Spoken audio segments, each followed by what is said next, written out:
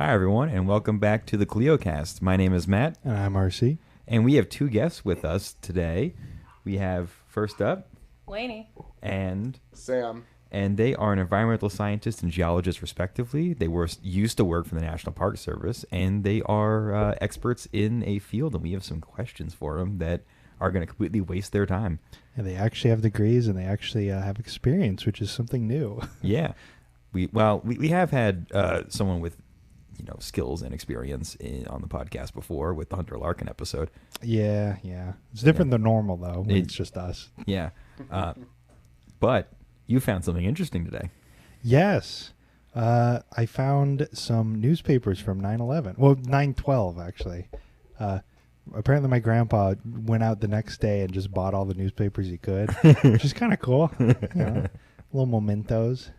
I'm looking at it right now, and it's a lot.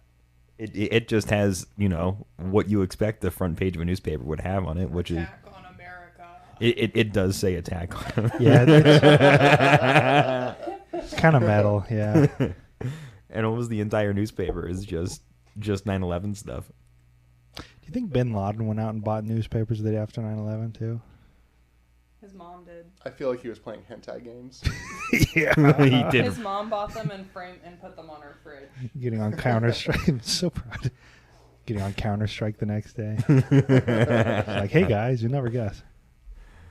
But before we get into national park talk, I want to talk about something local to Kansas City, as a apartment complex in northeast Kansas is doubling the rent or asking the people residing in their apartment complex to leave.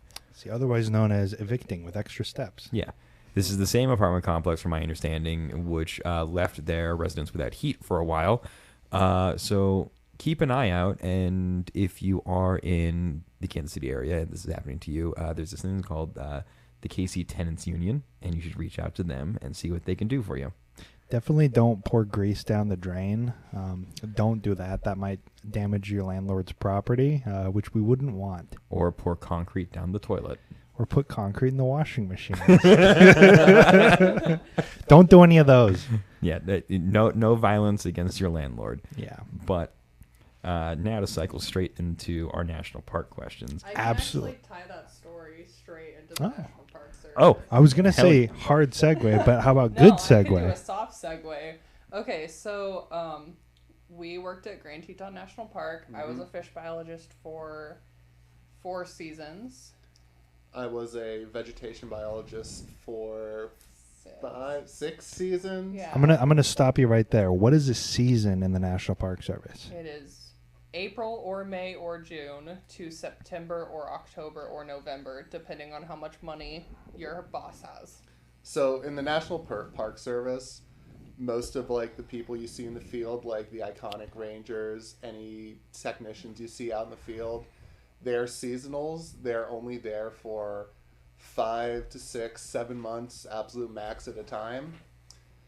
It's very interesting, since that's primarily the way the NPS gets really anything done. It's by seasonals. So part-timers. And it's like something crazy, like 60 or 70% of the Park Service is seasonal. Oh. Yeah. So it's not just all like your park rangers. I did some research, but I didn't write everything down. There are 22,000 employees that the Park Service employs, and I didn't write down how many of those are seasonal, but it's like 60 or 70%. And how many of those 22,000 put concrete in washing machines? Well, I didn't even think about that before. Otherwise, Yeah, I guess. I would not have done that, because it would have hurt the next seasonal who had to live in our tiny apartment. Anyway, so we worked at Grand Teton National Park. I think we're going to do a later episode on how terrible gateway towns are. Spoilers. Yeah, spoilers. But long story short, they put in internet after we, not having internet until 2019. Yeah, I had lived there for 3 years at that point, and then finally gotten internet in my house. No cell phone service, no internet. You're really roughing it out there. It's really hard to find a fucking job if you do that. Can I guess? Yeah. Okay. Yeah. Okay. I'll try to hold it in. Anyway, so they finally put internet in, which you would think would be like a right is internet because your employees have to be able to find jobs and talk to their family and stuff. And they're like, cool. We gave you internet. We're going to raise the rent. And they're not just going to raise the rent. They're going to raise the rent up to Jackson Hole prices, which pull up on your phone. Just look up Jackson Hole median, average rent. Let's see what that number is right now. I'm going to guess. Yeah, what's your best guess? $4,000 a month. You might be close. That actually, Yeah, you might have gotten it. Yeah, so they were like, we're going to slowly scale income up or to rent? Jackson Hole rent prices, but we're not going to increase your pay more than a quarter a year. Yeah, between inflation and rent increases, Grand Teton seasonals are actually taking pay cuts. Okay, so the average rent for a 763 square foot apartment is $3,671. Not off. Dollars a month. So it's a decent chunk of change. But that, if not your entire paycheck, sounds like some people might be going into debt in order to live up there. Yes. Well, if you think about, a lot of people live out of their cars, and if you think about it, the Park Service wants to have more diversity in their hiring. If you make it so that someone has to have very wealthy parents to be able to afford to live there, you're not really going to do that for yourself, are you? You're going to have a very specific type of person who can come work in your very expensive park to live in. That's going to be someone whose parents pay their rent. So why doesn't the government just provide housing then? They do. They do. Yeah, but you still have to pay rent. So this is their increasing. So it's not like a perk. It's you just have to be able to. If you're a volunteer, it's a perk. If you're working there, then you have to pay for it. They can't just build. And if you volunteer, you have to volunteer 32 hours a week. So it's a full-time job. As a volunteer, and you get free housing. But you can't build just like a big kind of bunkhouse and then have a clubhouse with internet and stuff. They have those. They do have those. Yeah. The rent is cheaper for those. Okay. I just want the government to build a Soviet-style block in the middle of Yellowstone just for the Rangers to live in. Well, Yellowstone actually did. Yeah, they did? That, yes. Just do that for every park. 2022 Yellowstone housing. Yeah. I think that's very much a thing. I think they should just, instead of doing that, they just build it around Jackson Hole and ruin all the rich people's view and just kind of just box them in. Yeah, that's the key is rich people, and then you've also got tourists who think they know better than the people who have worked there for years. Yeah, Jackson Hole is a fucked up place. Yeah. Now, since you mentioned people who know better than you, what is the worst person you've ever dealt with as a park ranger? I think you have more stories. Do you want to start? Okay, so I was part of my job was being a boat inspector. So it's the second picture, yeah. Wait, is that just There are 1 and 2 bedroom apartments, and they put in 34. So that's enough to house potentially a couple hundred people. That's not what they look nice. It's just a regular. They all look like that. They all are just that building. Just. Yeah, but see, that's like a shack. I was talking about Soviet blocks. That's what I meant. That would be aesthetically unpleasing. That's the point. But you'll have housing, right? You won't be homeless. I don't think the payoff's there. Okay, so I was a boat inspector, and we were obviously in Jackson, Wyoming, so you can already imagine the type of people who live in Wyoming. Yeah. So. Psychos. Yes. So as a boat inspector, I had all sorts of people ranging from terrified to be getting inspected because they thought I was a cop to people who thought I was wasting their time. I was inspecting, for those, if anyone lives outside of the world of invasive species, God damn it. What are you laughing at? I am a terrible meme. I lost my train of thought. Thanks, inspecting boats. Invasive species. Yes. Okay. So invasive species. So we inspected for zebra mussels. The zebra mussels are a terrible little animal that was introduced to the Great Lakes in the early 2000s and have spread proliferantly since then, and are now in all but 6 states in the U.S. So Wyoming was one state that they were not in, and we were trying to keep it that way. A lot of people just thought that we were the government trying to be the government and ruining their vacation by stopping them for 30 seconds to make sure their boat didn't have any little bugs on them. So there's one dude who made it his mission to mess with every single boat inspector within a 2-hour radius of him. So I'm not going to give any details because I'm not going to try not to dox him, but fuck him. He would go do like a route. So he would start with the state boat inspections and then work his way up to all the federal boat inspections and then go home, and then he'd like stay home for a couple months. So this guy was a sovereign citizen. Mm-hmm.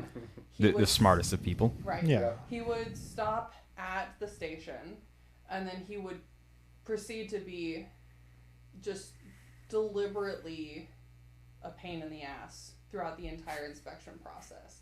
We had questions we were asking him, basically made it so we didn't have to look at the boat, where were you at last, where are you going next, all that stuff. And rather than actually answering the questions, he'd say, am I being detained? Wow. Your boat's being detained. And that's what I would tell him, because I had the authority to call to quarantine his boat. And I would say, dude, I really don't want to quarantine your boat. All you have to do is answer these questions, and then you can go enjoy the lake. It's like, I understand you're from around here. These are just questions that I'm required to ask everyone because I'm just a grunt in the chain of the ladder of the federal government. And he who's would just taking keep asking, all of your money to pay your rent. Yeah. And I would just, eventually he made it through, and then we had to call law enforcement on him because he just left. We were like, well, you can go, but we're like gonna stop you. We're gonna stop you before you get in the water, like unless you answer these questions. It was a whole thing. He kept coming back like 3 or 4 times. That was terrifying, mostly because I didn't know if he would come back with a gun. Because I am not assigned a gun because I am not law enforcement. I'm just a biologist who gets paid $15 an hour to look at 1 million boats a year. So that was my worst person I've ever dealt with. Sam. I have a lot more stories, but that's the worst. Sam, do you have a worse person? Thankfully, I was out in the field quite a bit, like pretty deep into the field. I didn't really encounter too many tourists, but we had encounters along like roadside work. So as part of my job as a vegetation biologist, we would do invasive plant control utilizing herbicides, which, regardless of how you feel about them, it's the most practical, cost-efficient, and manpower-efficient way to manage invasive plants in an ecosystem. Yeah, like Agent Orange, right? Yeah, exactly. Yeah. Yeah, the helicopter days with Agent Orange were super fun. I don't know why we always did it when the Vietnamese families showed up, but Tim, you can't say that. Please cut that out. We don't edit. Anyway, so we were doing some roadside backpack spot spraying, and a car drove by just yelling shit at my crew, and we're like, all right, whatever, shit happens. They drove by, they're gone. 5 minutes later, same car comes back around, yelling more shit out the window. We just do our best to ignore and move on because we're stuck in this field, gridding back and forth, hitting all these plants. 5 minutes later, they come back again, and this time they get out of the car. That's when you call law enforcement. That's exactly what happened. Like, my crew lead at the time was like, all right, guys, let's head back to the trucks. Let's work on the cops on these psychos. They were fortunately the LEs were actually just down the road because we were at the Moose Wilson Road, which was like 5 minutes away from headquarters. So the guys came up pretty fast, and that dude like took off, and we never saw him again. But were you able to figure out what their problem what was their deal? I just don't think they like to spraying herbicides. We did get a look at their license plates. They were from California, so they were probably the extreme, super hippie, like, don't poison the earth, man. It was the chemicals. Like, and it's the chemicals, in case it wasn't clear about that. Yeah, we were spraying chemicals to kill these fucking musk thistles. Yeah. And they have, like, tap roots that can get up to, like, 6 feet deep. So I'm not digging that shit out. Yeah, that sounds like a bitch. Yeah, it is a bitch. And they suck. So, yeah, that was probably my worst encounter. I managed to avoid a lot of it, thankfully, just from working in the backcountry. Do people take you more seriously with the Smokey Bear hats? I had a coworker who got one because she was going to test that, and then she kept forgetting to wear it. Yes is the short answer. Yeah, I would agree on that. Most people in the public don't understand that everyone wears the same uniform. Most of them think that if you're wearing the uniform, that means you're a cop. So if you're wearing the hat, they extra think you're a cop. So, because I had a couple people ask me where my gun was, and I'm just like, I'm a biologist. I'm not a cop. It's like I'm just looking at I just look at boats. Like my job is not to intimidate people, but yeah, I want to say yes, they do. I did buy it this year, and I bought it specifically to use as a prop in my wedding. Oh, well, that's as good a reason as any. Now, have you guys ever like hurt yourself? I know the parks are pretty dangerous. Has there ever been like an incident you guys have of note of any injuries? Yes, yeah, I do have one. You've got a few, yeah. I've got one where I had to go to the ER.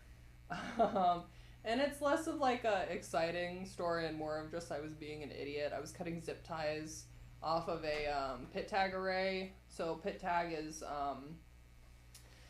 when you microchip your pets, you put pit tags in your pets. It's the same thing. It's just it looks like a little pill. You put it under the skin, and then it gives off a signal that has a number on it. Okay. So we put those in fish, cutthroat trout, and we release those fish. Well, we catch them out of the place that they live, release them back in, and then try to figure out where they go to spawn.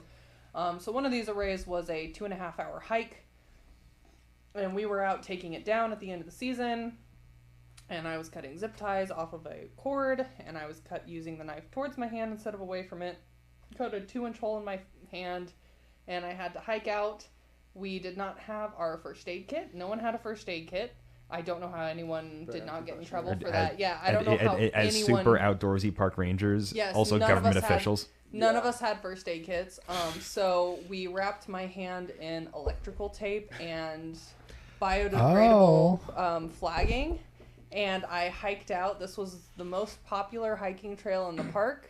So I'm hiking out, trying not to show all the children that are doing this hike the blood just dripping down my arm because the electrical tape didn't work, and I ended up getting 6 stitches. Just like welcome to the national parks, kids. Just fully in shock hiking out, like trying to keep my shit together. You guys are like, kids asking us why we have fishing gear, and like the person who was hiking out with me was trying to like, you know, talk to them. At that point, that's where you just kind of have to flash the hand to any adults nearby. That's where you just go. I was like fully like hiding because it's just dripping down my arm. It all around. If they ask, of course, you fought off like a grizzly bear. Oh, you know, of course. It's like, you know, those bears, you know, you should see them. It was also like 2 days before my parents came to visit me. Oh. So it's like I got to call my mom that night and be like, yeah, when you get down here, I have stitches in my hand.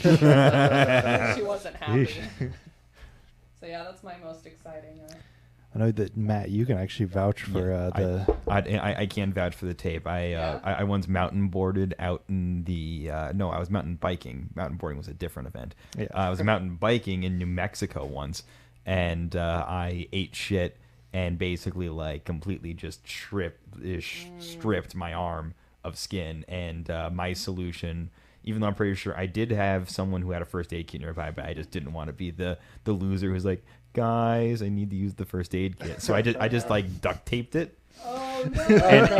And I was rolling with the duct tape for like an hour or two before someone finally asked, like, Matt, why do you just have a strip of duct tape just like around your arm? I was like, because of this. And then I ripped it off, but like it was long enough that it was like kind of still starting to scab. So when I ripped it off, it like reopened the wound. They're like, no! Jesus Christ, why didn't you tell anyone? I was like, absolutely brutal. Yeah, it was not fun. Whoa. You're just built different, man.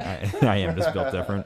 I mean, mountain bikers, like, you should see the shit, like, our friends who mountain bike, they just, like, show up to work and their legs are just completely covered in road rash, and it's like, can you walk? No, but I'll be fine. Yeah, that's happened many times. Yeah.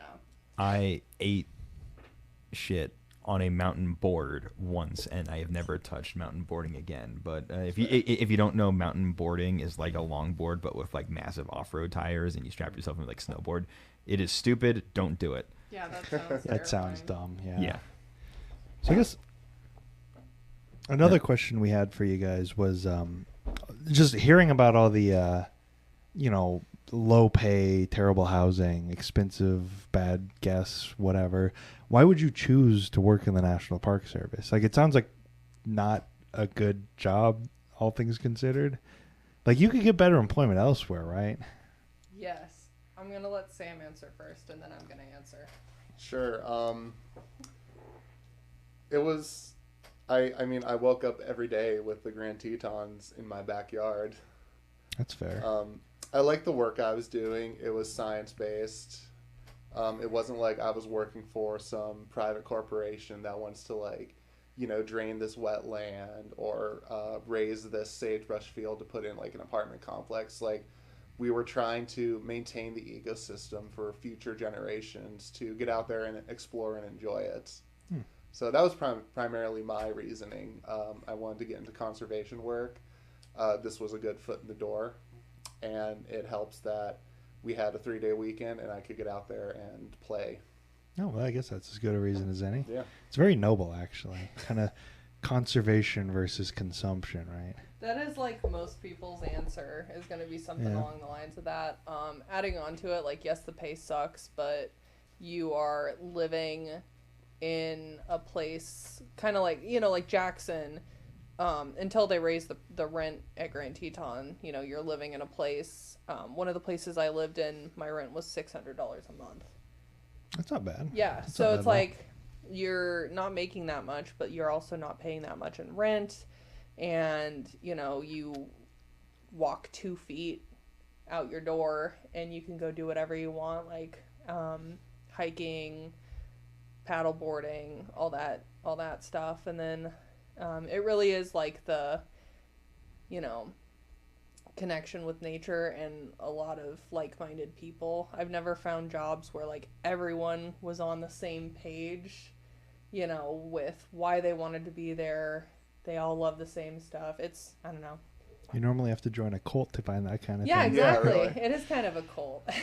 We joke that we get paid in sunsets. Yeah, which is depressing as hell because everyone like believes that, and that's how they justify not giving anyone significant pay raises.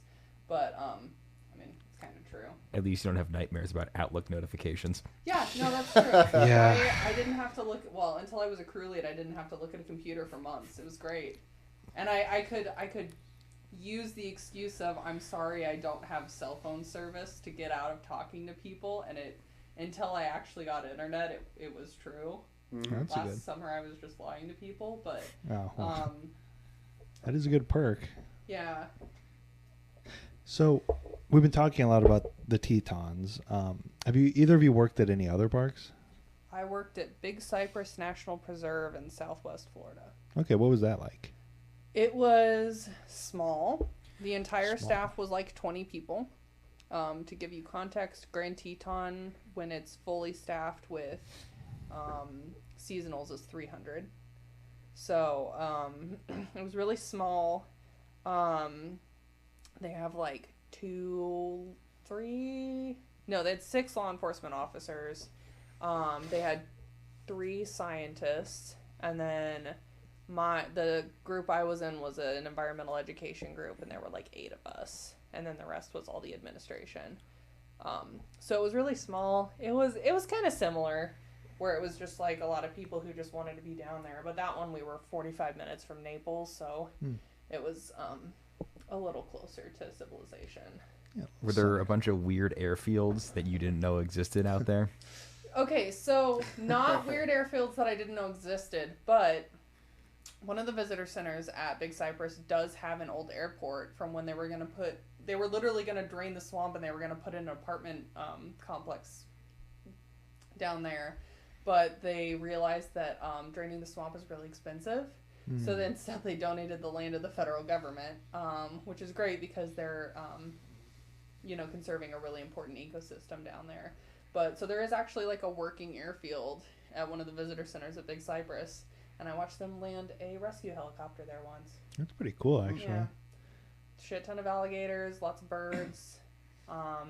If you enjoy hiking where you are wet up to your ass, you will enjoy it. Because you hike through the water and you don't wear waders because the water's really warm and it's nice. No. The water, okay. No. Let me give you more context. Unless you're Sam and terrified of snakes, the water's clear so you can see all the way to the bottom. So you can see all the way like to the crystal snakes. clear? Yes, crystal. You went on a hike with me, RC, down there. It is crystal clear. I don't remember. It's crystal clear. Yes, you can see all the way to the bottom. Unless cool, it's like rain. It is really cool. Because that's like the swamp filters it, right? Yeah. So swamps are swamps are the filters between fresh water and the ocean. So like brackish waters? Yes. Well, it moves. Mangroves are brackish water. Swamps are fresh water. So like they act as a really important filter for the fish that live in estuaries. So and I am pulling this out. It's been 5 years since I've given this talk, so I'm pulling this out of somewhere. But yeah, they're really important ecosystems.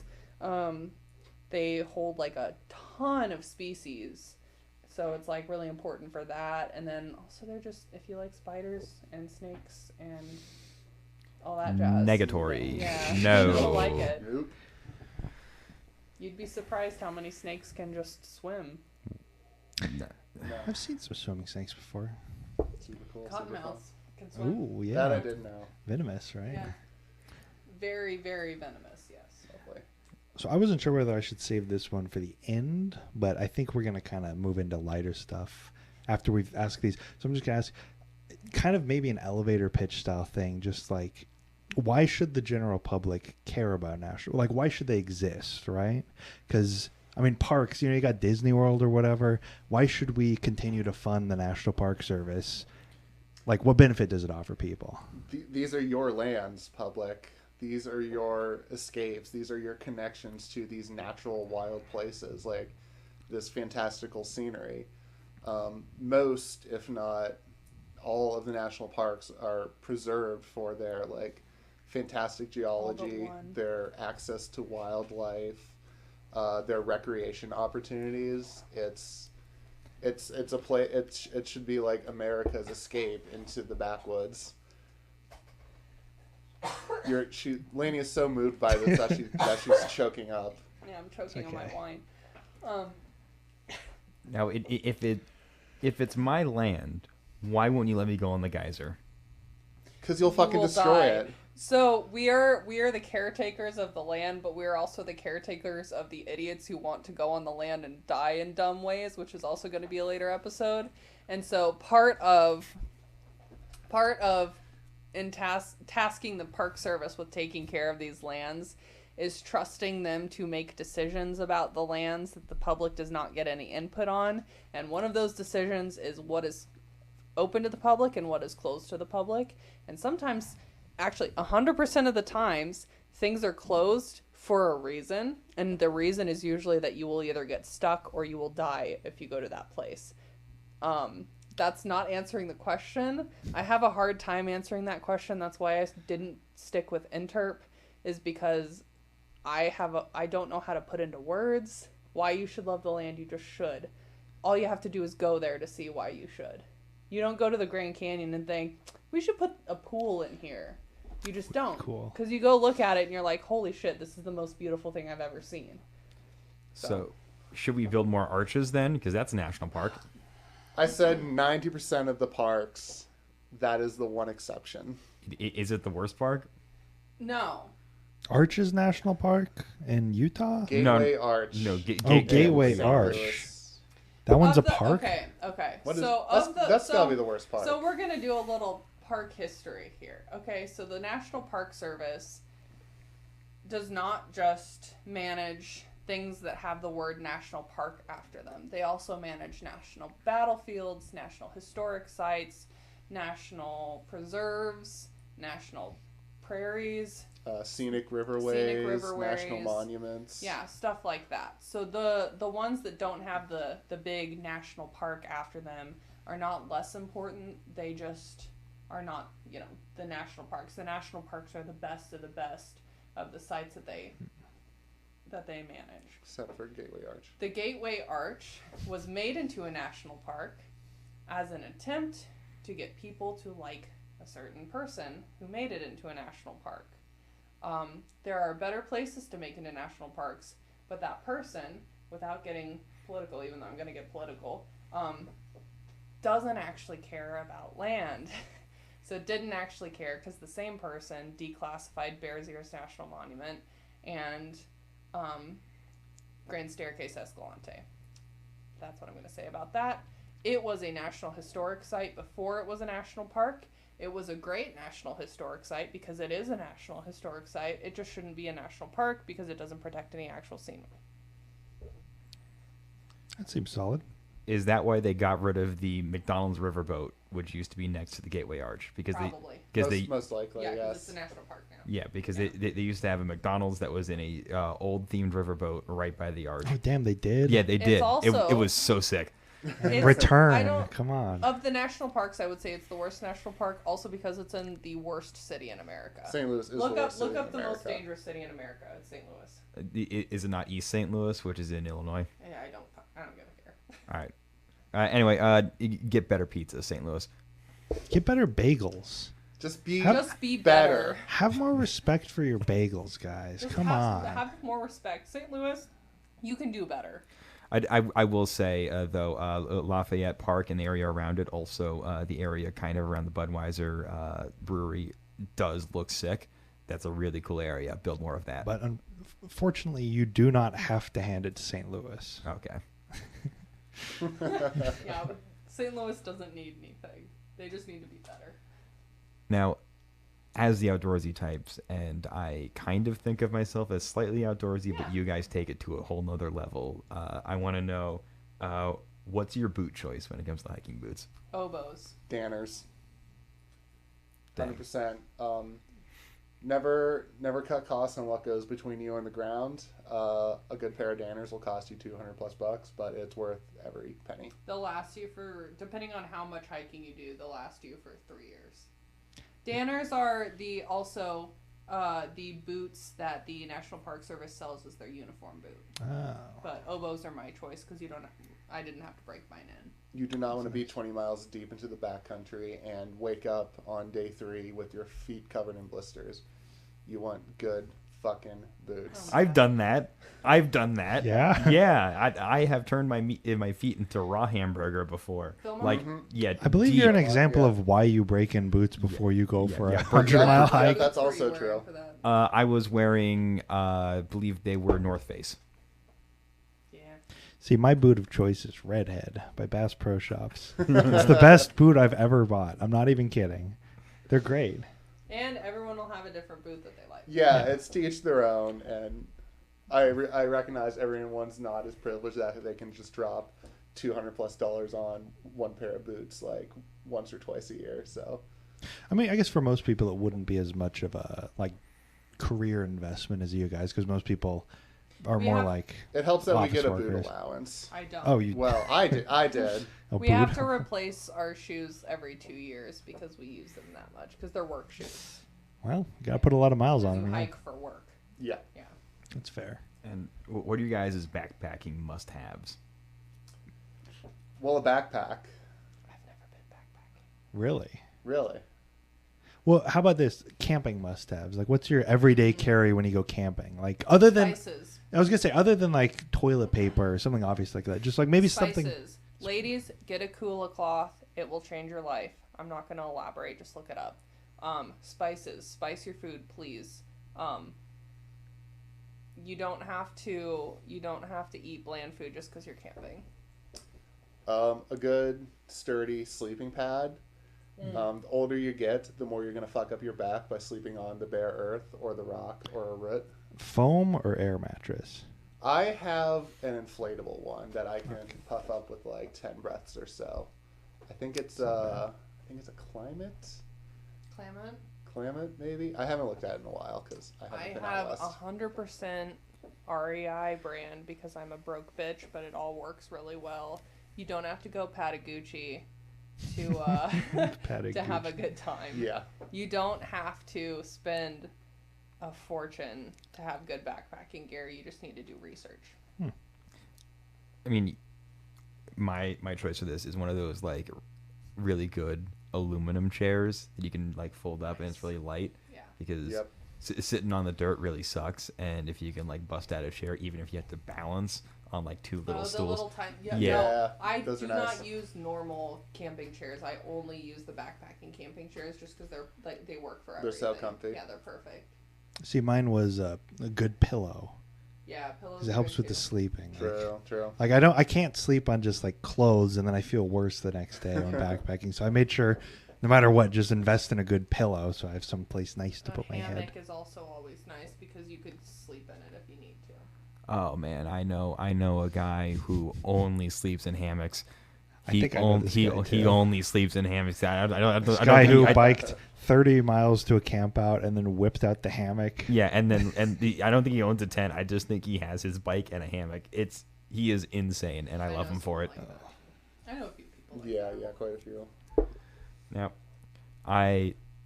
as a poor working person, which we all have been, and if you haven't, I think you're listening to the wrong podcast. But don't stop listening. Keep listening. Keep subscribe, follow us, keep listening. Give them money too. Rate us, tell your friends, email your girlfriend. I don't know. Get a girlfriend. What are the best places to drink? Just in Grand Teton or in general? Well, in Grand Teton. Okay. What was the local watering hole for the poor park rangers? All right, so we're going to start in Grand Teton. We're going to start in Grand Teton, and then we're going to work our way out to Jackson. Yeah. Okay, in Grand Teton, you want to go to the Signal Mountain Lodge, and you want to get yourself a Huckleberry Vodka Lemonade. That shit has real huckleberries in it. It's really good. Dornan's Pizza and Pasta Company has fantastic margaritas. Order a double, order a triple margarita. They don't do the triples anymore. Never mind, they don't do the triples anymore. We bought too many triple margaritas, and they started losing money on us. Sam's crew is the reason why they don't do triple margaritas anymore. So you don't thank him. The max. Sorry, but they guys. also have Jackson. A big thing in Jackson for the summer season is sloshies. If you don't know what a sloshie is, it is a alcoholic slushy drink, and everyone has them if they want to be something. So Dornan's Pizza and Pasta Company, the Chuck Wagon, also has sloshies. You can get sloshies at Creekside Deli, in Albertson's liquor store, Hoback Market is like the best place. Wait, did you just list a grocery store, liquor store as the best place to drink at? No, the best place to get sloshies. Oh. But that's not the best place. It's the Hoback Market. If you want variety, that's where you go. So that's for drinking in Grand Teton, the park. I would say Signal Mountain's the best place for cocktails. Dornan's is the best place for margaritas or sloshies. Outside, I'm going to give it over to Sam. Literally, you just need to hop on a trail, hike for a couple hours to get the fuck away from all the basic-ass tourists, and then you just pop out your hiking beer, crack it on top of a rock, and you're golden. I think the best beer I've ever had in Grand Teton was at the end of I think 14 or 15 mile day on the Teton Crest Trail. My group was camping on the Death Canyon Shelf. We walked over to the ledge, threw our feet over, and cracked some beers, and just enjoyed the evening. Now, what beer? I was a broke bitch, so Tallboy PBR. Hell yeah! Ooh. Yeah! That's the official beer of this podcast. No, it's not. Please don't sue us, PBR. Well, they wouldn't sue us. But, no, which is better, the trail beer or the shower beer after the trail beer? Trail beer. I got to go with the trail beer. Okay. You're usually pretty thirsty at the end of the day, and the water just doesn't hit it, that fucking lukewarm PBR, because it's been in your backpack all day. It helps. Yeah, and the best food in Jackson is the food that you were thinking about the entire time that you were hiking, which for me was usually Cuddy's. Or La Fiesta. Or La Fiesta, which is the best Mexican. I can vouch for that. Yeah, we were talking when I was at Philmont doing the 150 mile whatever. We were just talking the whole time about we're gonna go back to the steakhouse and just get a 24 ounce. Mile one, you start thinking about your food, and then that is the only thing that gets you through a long ass hike. It's that food. You're like, I know I'm gonna eat the fuck out of that at the end. It does hit different. Yep, it does. Now, how are the parties though? As poor people, you probably threw some good ragers. Sit back, sit back. I'm just gonna start this by saying I didn't start going to parties until I met Sam, because I was and continue to be an introvert. So take over, Sam. So most seasonals are kind of fresh out of college or a few years out of college, so there's still a little of that party energy still left in them. So I joined the crew that I joined, the Grand Teton Vegetation crew, is like the number 2 party crew in Grand Teton, right behind Trails. So there were parties almost every weekend. My first season, I was told that they'd party like a frat house. Not as rapey, like 100% less rape. Without the rape. That's 100% less rape. Yeah, but since you're only there for 6 months, a lot of seasonals kind of look at it as like almost sort of a summer vacation sort of situation. So there's a lot of camaraderie, like off the clock. Like a lot of the park housing has like fantastic views and it's kind of isolated. So nothing wrong with rolling up to, a house on top of Shadow Mountain, sitting out on the porch, enjoying the fire, and slamming back 15 beers and crashing your car. Oh, God. I will say... crashing your car, crashing in your car is what he said. Some people have crashed their cars. Don't do that. Don't drive drunk like those people. But yeah, how do you like get transportation like to the parks and around the parks? You've got to drive unless you're in a metropolitan park, which I guess the Arch now... They have the Metro Link. They got the Metro Link. The ones Link. that are not parks, like the historic sites that are like in DC and stuff. But like if you're going to like Yosemite or Arches or stuff, you have Yellowstone, to drive. yeah, it's... There are buses that'll go around, but it's like old people who do them. It's like the senior travel groups. I think my grandma did one of those in Ireland once. It's like those are usually on the buses, or like you could rent one of those like camper vans or something, but it's really driving. So we're not going to get a Yellowstone streetcar anytime soon? No. They do have the yellow bus or like the yellow cars that they do, but those are just like wildlife tours. Yeah. Yeah. Is there an airport around there? Grand Teton has the only international airport in the National Park Service. Ooh. And they say that like it's a good thing for some reason. Yeah, it sucks.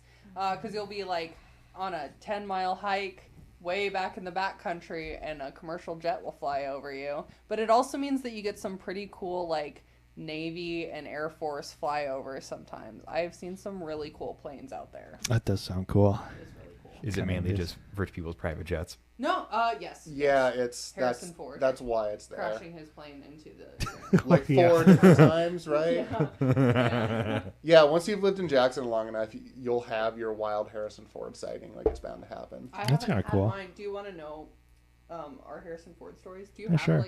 have you seen him? Yeah, he was... That's my first season, he was out looking at, like, an Airstream for sale on, like, one of the back streets in Jackson while I was driving by with some friends. Okay, so I personally don't have a Harrison Ford story, but I was told this by a friend that the year that the Star Wars The Force Awakens came out, one of their friends ran into him and was like, "Are you Harrison? You're Harrison Ford." And he was like, "I used to be," which is a line from The Force Awakens. So. Oh, that's funny. Also, he apparently looks like a homeless person. I mean, he drives an old beat-up Subaru. Yeah. Well, I would too. And he's friends with the Dornans owners, actually. Of course he is. Goes to get his like wine and liquor from them. That's cool. So I've been told, yes. I've never seen him there, but that's pretty cool.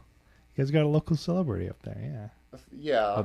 I mean, you also have former Vice President Dick Cheney up there as well. Yeah. Go fuck himself. You ever have Dick Cheney's spotting? No, he has not shot someone in the woods there yet. Legend says if you're alone out in the woods at night and you hear a gunshot, it's Dick Cheney. Speaking of government, though, I actually had a question of my own.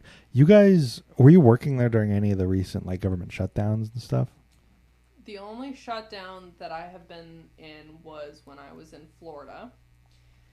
And it was the weekend that I was supposed to give my first presentation of the program that I had been working on, which was about invertebrates in the swamp. And I had to cancel on them because I was not allowed to work, even though I was a volunteer. I asked my boss, I was like, "Can I still do this?" And she was like, "Technically, no." So I had to cancel on them, and they were mad at me. Wow. So, Well, why were they mad? They know there's a government shutdown. Yeah, I think they thought that we would still be able to like pull some strings and go out there, but it's like if something happens and they find out you're working, Like, you cannot work during a shutdown because you're not getting paid. I was a volunteer, so it didn't matter, but so I don't know why I wasn't allowed I guess to, liability or something. Yeah, it's something like that. Because, like, nobody works. It's basically, for employees, it's like you get a free vacation because they do get back pay at the end of it. Yeah. Provided, obviously, they come up with a continuing resolution, which they usually do. Not gonna let But this happen so far. They do get back pay.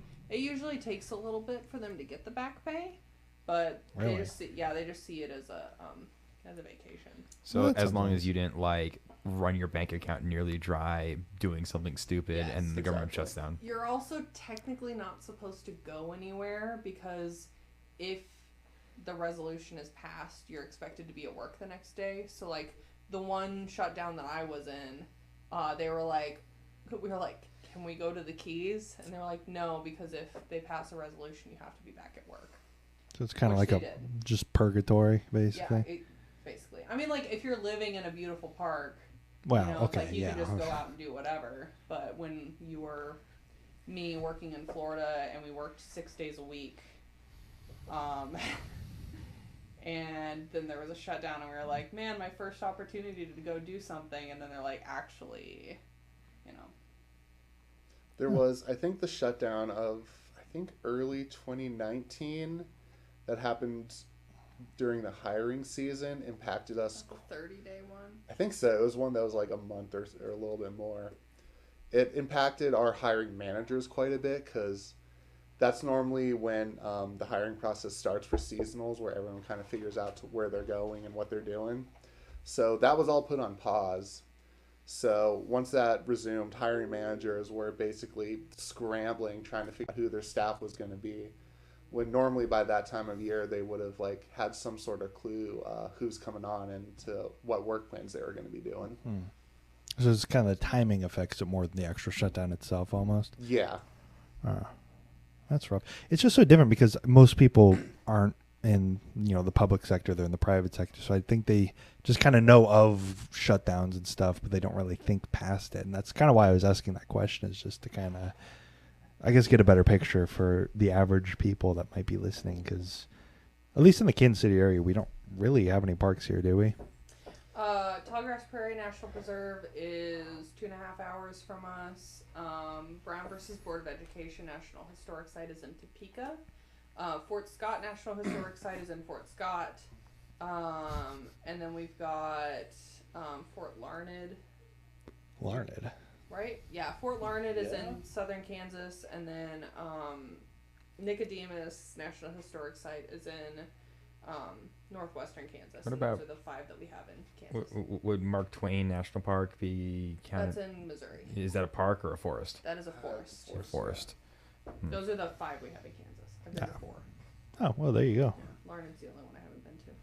That's cool. So are there any questions you guys had that we might have not asked you? Anything that you kind of were thinking, I kind of want to talk about that, Or do we cover all our bases? Not for this one. Do you guys know any misconceptions about the National Park Service that you want to clear up? No, your taxes do not pay my salary. Oh boy. Literally less. It's like what? It's less than 1 cent. Less of than your a penny of your taxes. taxes go to the National Park Service. How many times have you heard that? I've never heard it, but I've been. Really? Doing boat inspections? You never heard someone... Yeah, I'm surprised by that. They've never said, well, I pay your salary. They've just kind of implied oh, this is a waste of my money. They've said stuff like that, and it's like, the sassy person in me wanted to just have a pocket full of pennies and give people pennies and be like, well, here's your money back, sir. But I was never that bold. Hey, you should have been. And also, I liked my job at the time and wanted to keep it. But yeah, it's less than a penny of your taxes go to the Park Service. If you would like more of your money to go towards the National Park Service, please call your representatives, because we would love to have more money, because then we'd actually be able to fix the $14 million maintenance backlog. The Great American Outdoors Act helped kind of, but it basically meant that every park was able to fix one big thing they've been wanting to fix. Yeah, that was basically a Band-Aid on a bullet wound. Yes. Oh.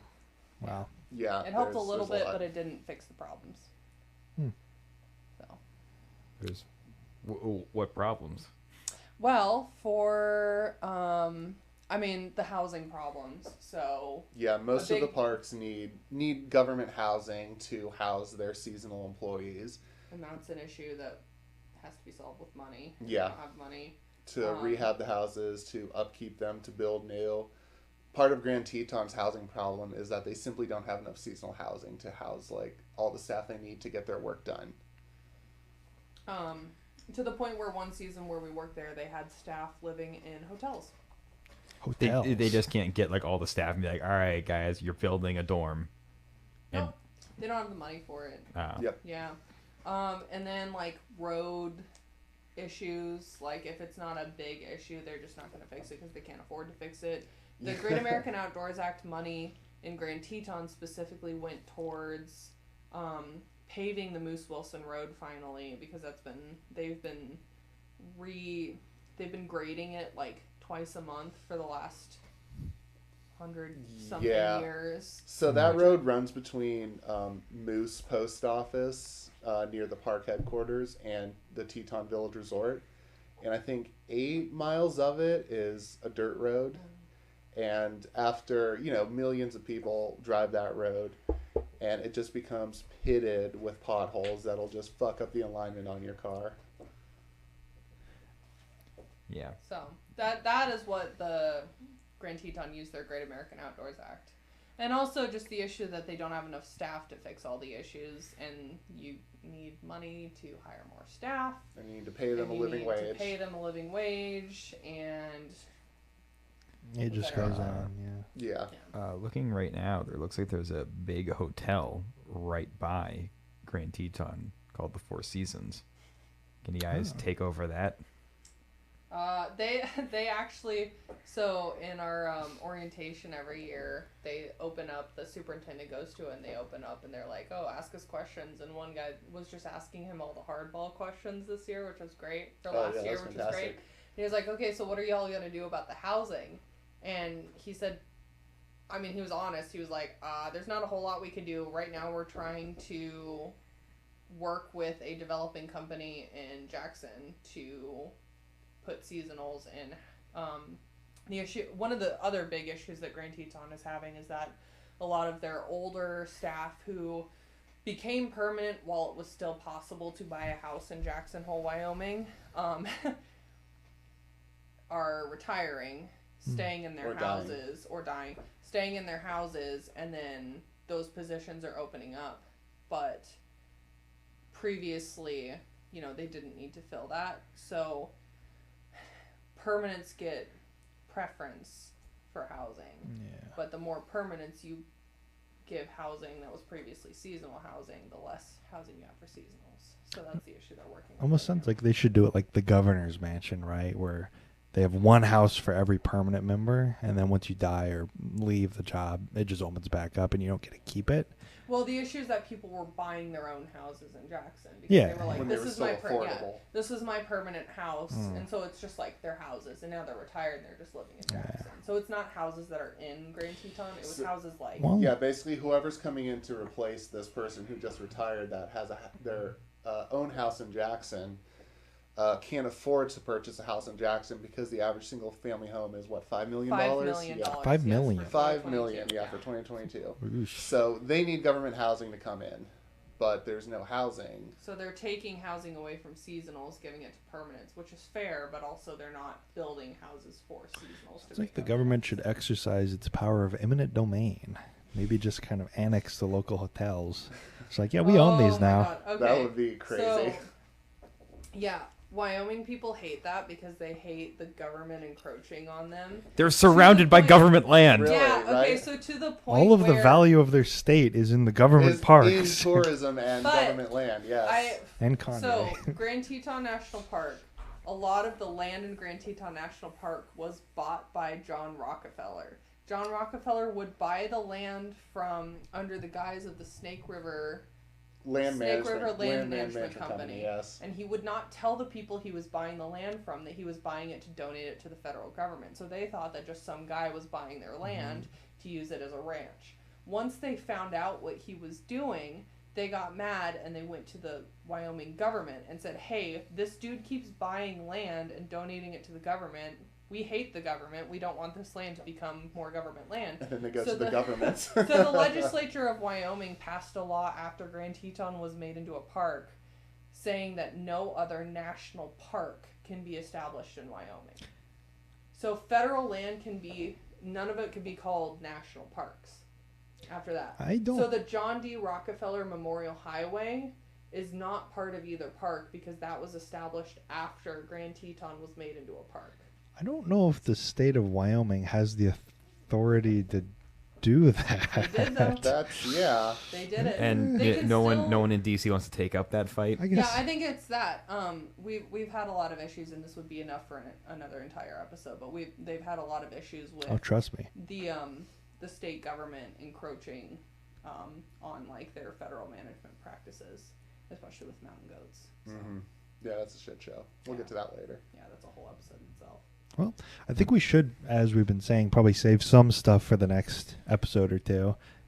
All right. Well, that's all we have. Thank you guys for coming on. Yeah, of course. This has been great, and we look forward to having you on again. This has been the CleoCast. I've been Matt. And I am RC. And you can go ahead and... Oh, you guys. I'm Lainey. And I'm Sam. Thank you again for coming on. And you guys can go ahead and follow us on Twitter at CleoHistory. You can get us wherever you get your podcast. Tell your friends. Leave us a review. You can also email us at cleohistorypodcast@gmail.com. Any review or spreading of this podcast really helps us a lot. And if you like it, tell your friends. Thank you. Thank you. Bye.